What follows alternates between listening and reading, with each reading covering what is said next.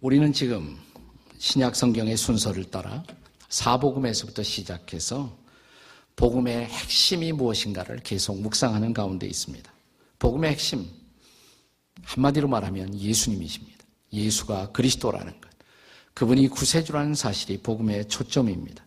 그런데 그 예수님의 생애를 증언하기 위해서 성경은 단 하나의 복음서로 충분할 것을 왜 네 복음서로 그렇게 설명하고 있을까라는 질문을 하실 수가 있습니다. 그것은 우선 이 사복음서를 쓴 4명의 기자가 이 복음서를 띄우고 있는 대상이 1차적인 독자가 달랐다는 사실을 우리가 기억할 필요가 있습니다. 마태복음은 1차적으로 당시의 유대인들을 대상으로 복음을 설명하기 위해서 쓰여진 것입니다.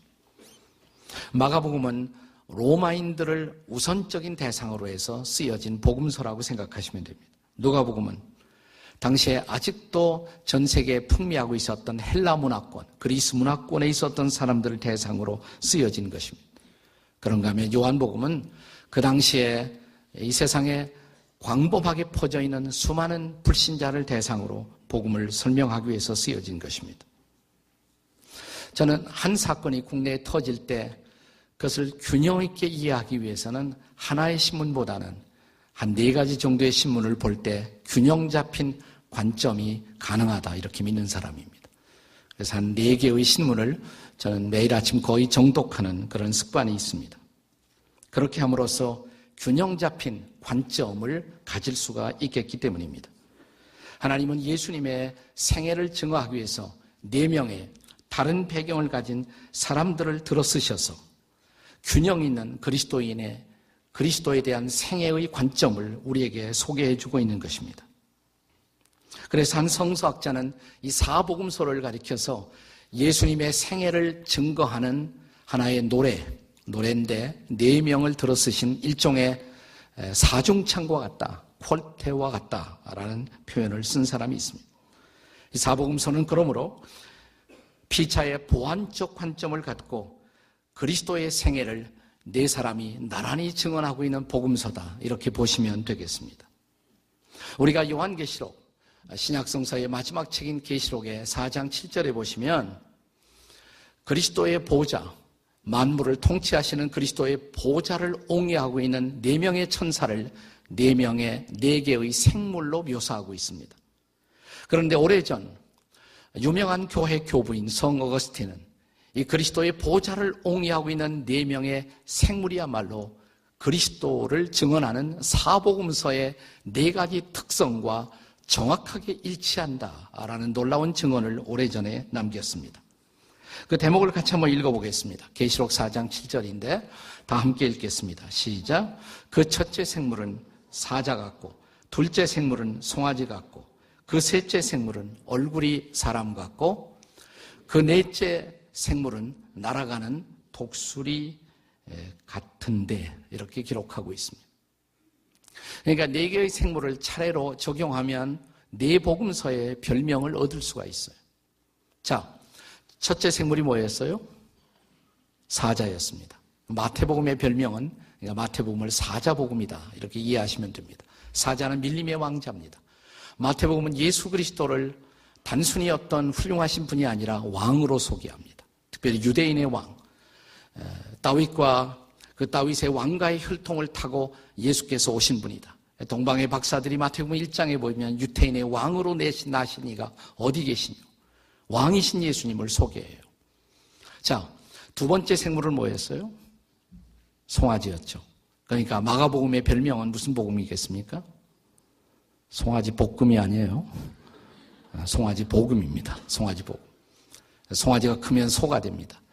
저는 소라는 이 동물의 특성은 열심히 일하는 것, 헌신적인 동물, 마지막에 가죽까지 다 바치는. 그런데 마가복음의 특성이 바로 여호와의 종으로 오셔서 우리를 위해 모든 것을 바치신, 목숨까지 드려주신 그분, 여호와의 종으로 목숨까지 드려주신 바로 그분.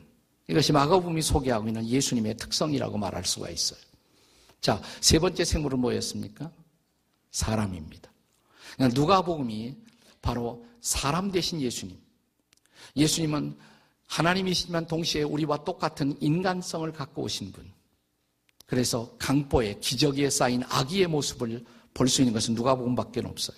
자라나고 있는 티네이저의 특성, 12살에 성전에 올라가신 예수님을 보여주고 있는 것은 누가복음밖에 없습니다. 인자로 참된 인간성을 갖고 오신 예수님, 이게 누가복음이 증언하고 있는 예수님의 모습입니다. 그런가 하면 네 번째 생물은 뭐였어요? 독수리입니다. 땅을 초월해서 비상하는 독수리, 하늘의 왕자. 이것이 바로 요한복음의 별명입니다. 요한복음은 독수리 복음입니다. 요한복음은 예수님을 하나님의 아들로 그려줍니다. 그는 진정한 신성을 갖고 오신, 그는 인간성을 가지셨지만 동시에 신성을 가지신 하나님의 아들 되심을 증언하는 것, 이것이 바로 요한복음이 증언하고 있는 예수님의 모습입니다.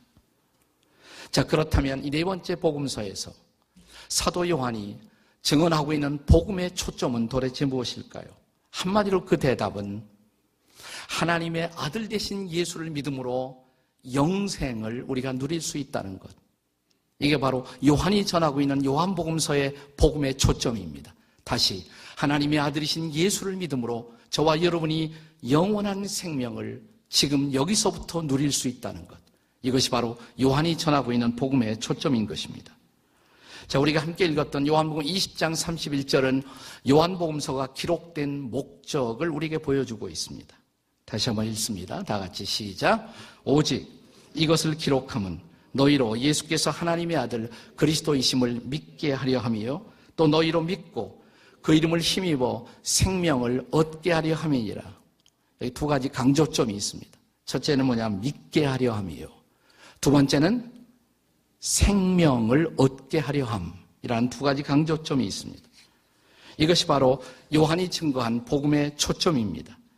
다시 말하면 예수가 하나님의 아들이심을 믿고 또 믿음으로 우리가 생명을, 영원한 생명을 얻고 누리는 것, 이것이 바로 요한이 증언하고 있는 복음의 초점인 것입니다. 그런데 예수께서 하나님의 아들이심을 증거할 필요가 뭐가 있어요? 왜 그 필요가 있을까요? 여러분, 예수님이 단순히 훌륭한 분이라면 그분은 우리의 모범은 될 수가 있습니다. 위대한 스승은 될 수가 있습니다. 우리의 구세주는 될 수가 없어요. 그분은 하나님이시기 때문에 인간 이상의 분이어야 합니다. 그리고 인간 이상의 분이기 때문에 그는 우리를 구원할 수가 있는 분이십니다. 그래서 예수님은 하나님의 아들이실 필요가 있으신 분이에요. 자, 그런데 요한복음에서 사도 요한은 예수가 하나님의 아들이시라는 증거를 예수께서 행하신 기적을 통해서 증언하고 있습니다. 자, 그래서 오늘 본문에 선행하는 구절, 시작하는 구절이었던 30절 말씀을 다시 한번 읽어보시기 바랍니다. 어떻게 시작되고 있었습니까? 30절에 보시면 예수께서 제 아들 앞에서 이 책에 기록되지 아니한 다른 표적도 많이 행하셨으나, 정확하게 말하면 다른 표적들도 행하셨으나, 여러분, 예수님이 행하신 기적은 무수하게 많습니다. 요한복음서는 그것을 다 기록할 수 없다고 말합니다.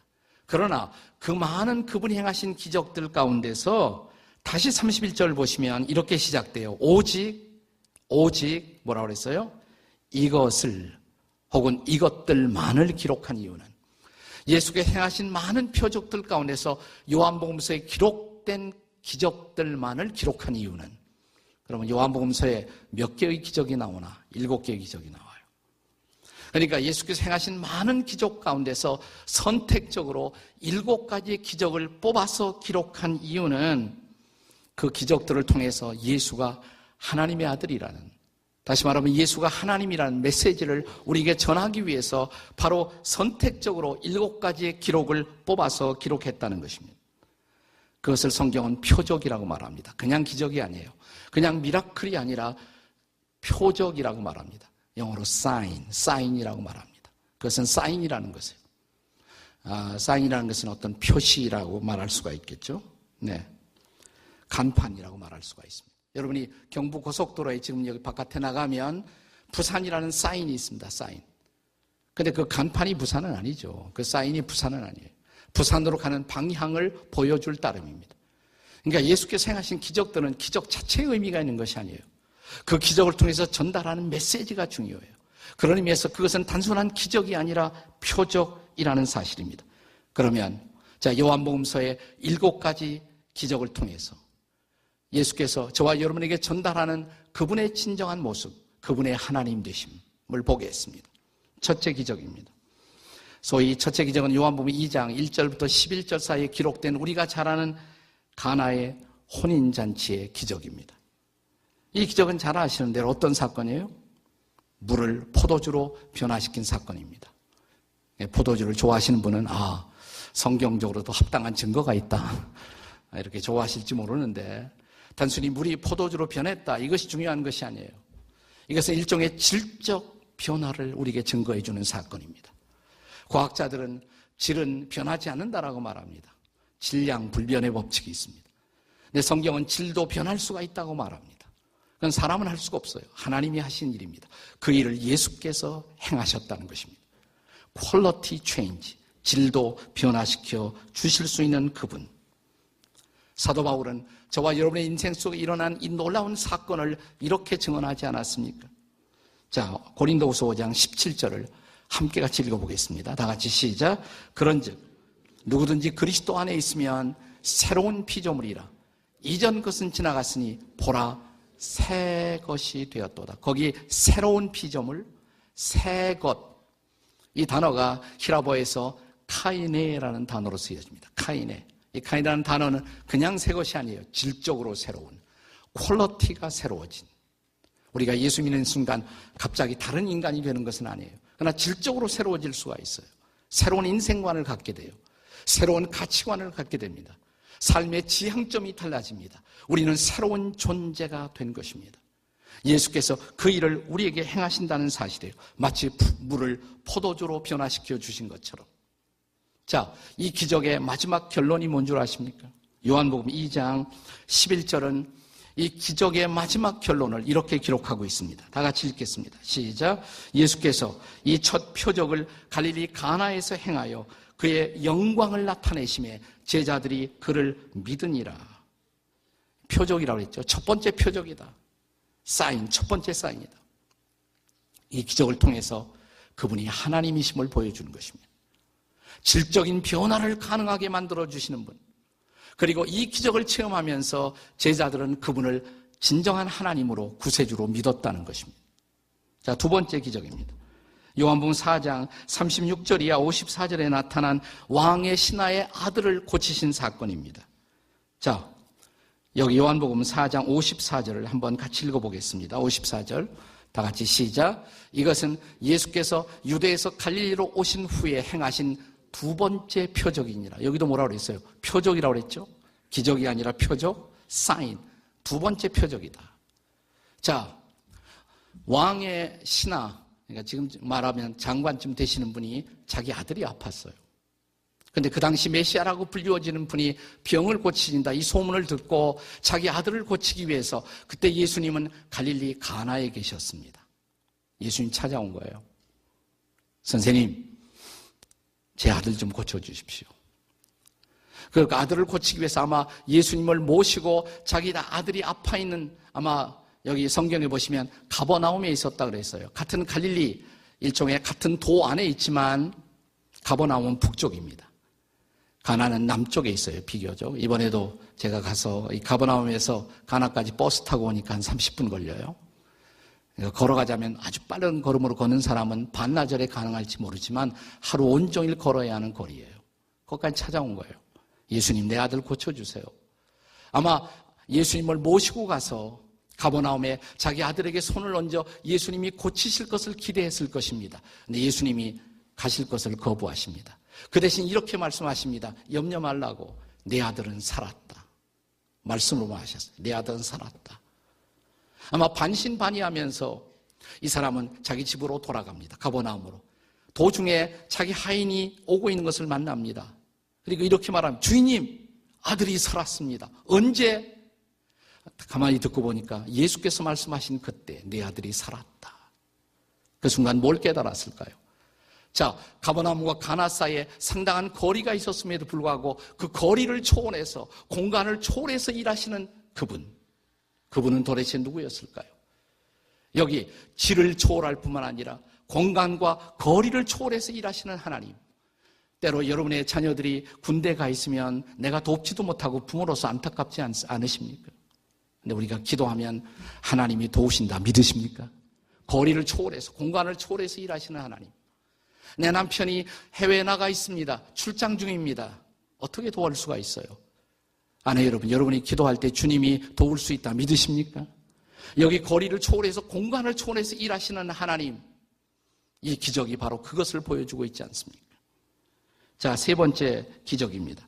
요한복음 5장 1절부터 9절까지 베데스다 연못에서 38년 된 병자를 고치신 사건입니다. 38년 그러면 이스라엘 백성들은 당장 뭘 생각하냐면, 우리는 보통 이스라엘 백성들이 광야에서 헤맨 그 기간을 얼마라고 말합니까? 40년. 그런데 우리가 성경의 신명기 2장 14절에 보시면 그 40년의 기간 중에서 가데스바네아라는 바로 이스라엘 변경 국경 바로 바깥부터 시작해서 현재 요르단의 요르단의 세렛이라는 강이 있어요. 그 강까지의 그 거리가 38년이 걸렸다 이렇게 말합니다. 40년 중에서 38년을 그 기간에서 소모한 거예요. 이번에 우리가 성지순례 가서 와디럼이라는 것을 집차 투어를 했습니다마는 바로 그곳이 사실은 가데스바네아의 세렛까지 가장 치열한 어려운 생활을 했던 곳이에요. 그러니까 38년 그러면 지긋지긋해요. 가장 힘들었던 기간, 거의 그들의 출애굽의 의지를 포기할 만한 시간이었어요. 38년 절망의 시간을 대표하는 숫자였습니다. 근데 여기 38년 된 병자가 있었어요. 38년을 알았으면 역사와 전통을 자랑하는 병자고, 모든 것을 포기할 만한 기간이 아니겠습니까? 자, 예수께서 오늘 이 요한복음 바로 이 사건을 기록하는 대목에 보면 이렇게 예수께서 말씀하신 것으로 되어 있습니다. 그의 병이 벌써 오랜 줄 아시고 내가 낫고자 하느냐. 낫고자 하는 의지도 포기했어요. 근데 처음으로 네가 정말 낫고 싶니? 처음으로 다시 낫고 싶다는 아마 의지가 살아난 순간이었을 거예요. 그것을 보시면서 예수께서 선포하십니다. 네 자리를 들고 일어나라. 벌떡 일어났어요. 38년의 세월이 문제가 아니었습니다. 여기 시간을 초월해서 일하시는 하나님. 그분은 공간을 초월하십니다마는 그는 시간도 초월하십니다. 믿으십니까? 예수는 하나님이시다 이 말이에요. 그는 평범한 스승, 뛰어난 스승이 아니에요. 그는 하나님이시다라는 메시지예요. 바로 시간을 초월해서 일하시는 하나님. 우리의 문제가 얼마나 해묵은 문제이든 얼마나 오래되었던 그것이 문제가 아니라 그 문제를 해결할 자를 모르고 있는 것, 이것이 사람들의 문제인 것입니다. 자, 그는 정말 시간을 초월해서 일하신다면 그분이 해답이십니다. 그분이 구원이십니다. 이것이 바로 이 사건의 메시지예요.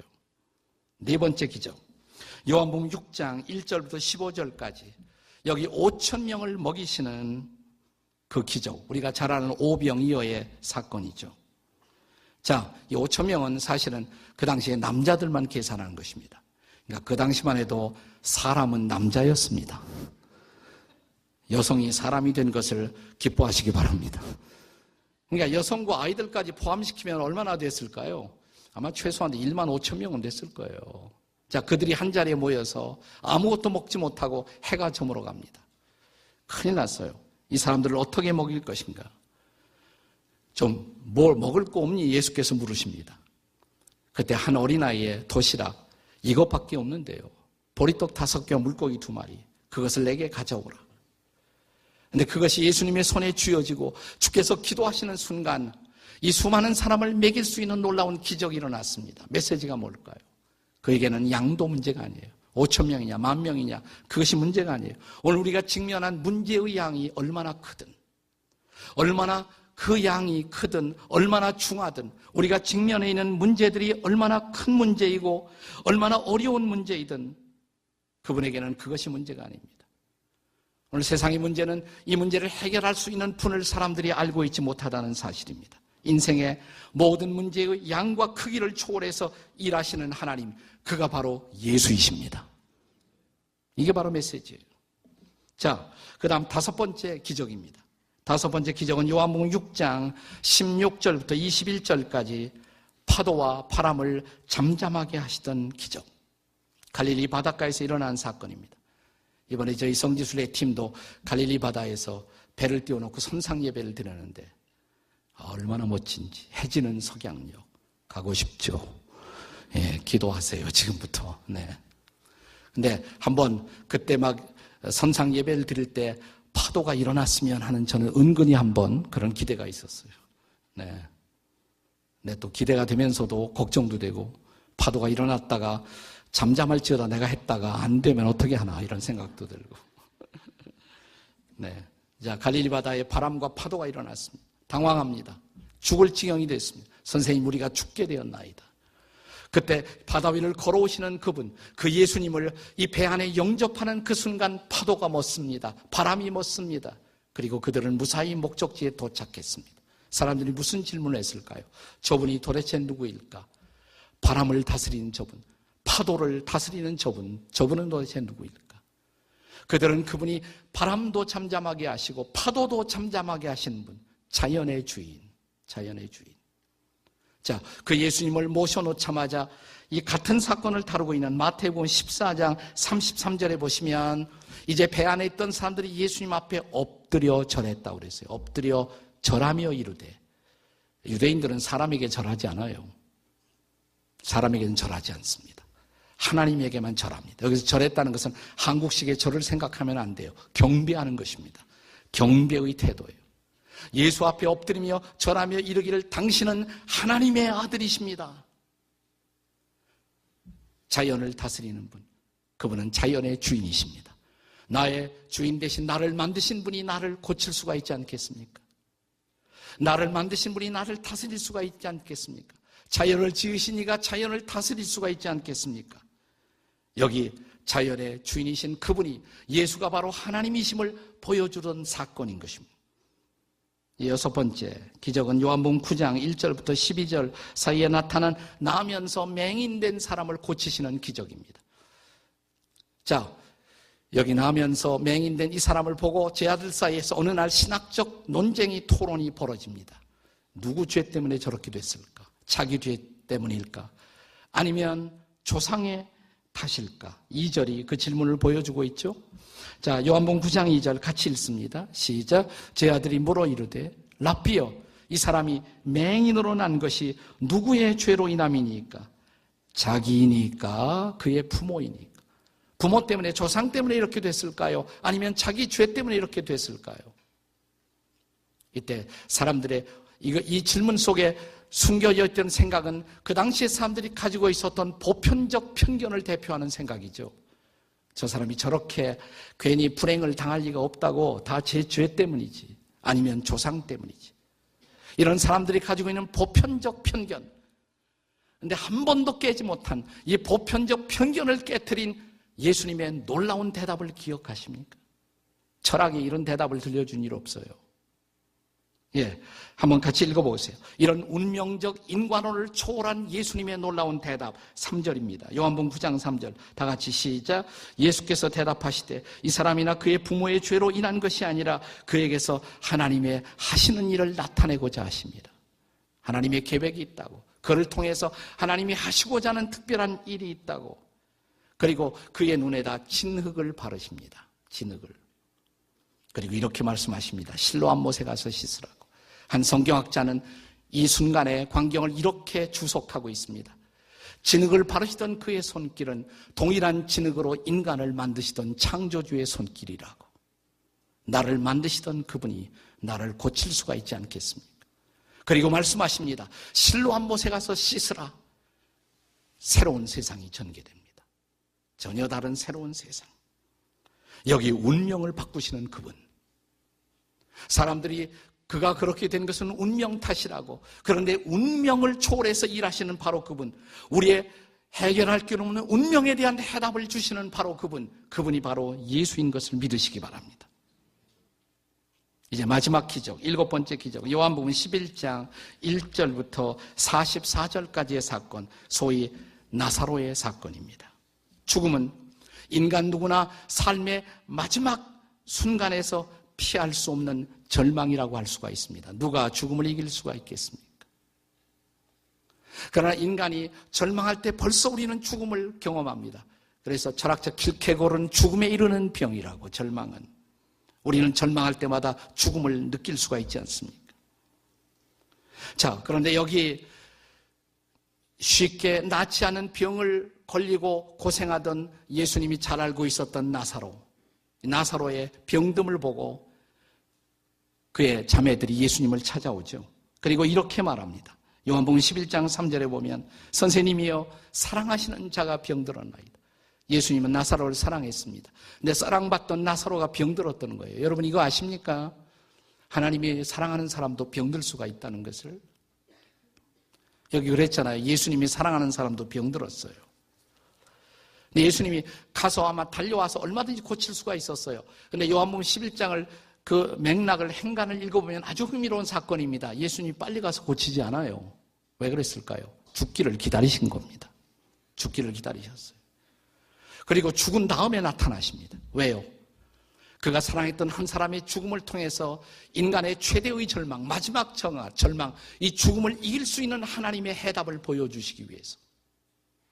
그리고 그가 묻힌 무덤 앞에 나타나서 예수님은 한 번도 그 누구도 어떤 철학도 들려주지 못한 깜짝 놀랄 만한 놀라운 사실을 선포하십니다. 자, 이 나사로의 무덤 앞에서 주께서 선포하신 메시지, 나는 부활이요 생명이니 나를 믿는 자는 죽어도 살겠고. 인간의 죽음에 대한 하나님의 해답은 부활이었습니다. 부활이에요. 그리고 그는 무덤을 향해서 다가가십니다.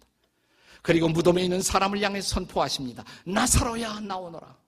아마 이제 나사로야 나오너라 그러지 않고 송장아 나오너라 그랬으면 인류 역사에 죽었던 송장들이 그때 다 일어났을 거예요. 아마. 아직은 부활의 타이밍이 아니에요. 아직은 부활의 시간이 되지 않았습니다. 그러나 이 한 사람을 살려내는 것으로 부활의 가능성을, 부활의 역사적 사실을 보여주는 것으로 충분했습니다. 나사로야 나오너라. 그는 살아났습니다. 부활이 죽음의 해답이라는 것입니다. 죽음 저 건너편에 부활이 있다는 것입니다. 그러므로 인간의 마지막 절망인 죽음 앞에서 우리는 죽음 건너편의 부활의 소망을 노래할 수 있는 자들이 된 것입니다. 요한이 전하는 복음은 예수가 바로 그런 분이라고, 예수가 하나님이고 하나님의 아들이시라고, 그는 인간의 삶에 대한 질적 변화를 주도하는 분이시고, 그는 공간을 초월해 일하시고 시간을 초월해서 일하시는 분, 그는 양을 초월해 일하시고, 그는 자연과 상황을 초월해서 일하시고 운명도 초월하시고 마침내 죽음을 이기고 부활로 바꾸시는 바로 그분이 저와 여러분의 구세주가 되셨다면, 바로 그분이 우리 인생의 주님이 되셨다면 우리가 무엇을 두려워할 필요가 있겠습니까? 요한이 전하는 복음은 우리가 그들 믿음으로 영생을 얻었고 영원한 생명을 지금 여기서 누리고 있다라고 선포하는 것입니다. 여러분, 영생의 개념은 죽은 다음에 천국에 들어가는 사건만이 아니에요. 요한복음이 가르치는 영생은 지금 여기서부터 누리는 새로운 생명, 질적인 새로운 생명으로 선포하고 있다는 사실을 아십니까? 자, 우리가 잘 아는 요한복음 5장 24절에 보시면 뭐라고 그랬어요? 내가 진실로 내게 이르노니 내 말을 듣고 나 보내시를 믿는 자는 영생을 뭐라고 그랬어요? 얻을 것이고가 아니라 뭐예요? 얻었고, 이미 영생을 얻었고, 그리고 지금부터 누릴 수 있는 것. 자, 요한복음 6장 47절 다 같이 읽습니다. 시작. 진실로 너에게 이르노니 믿는 자는 영생을 뭐예요?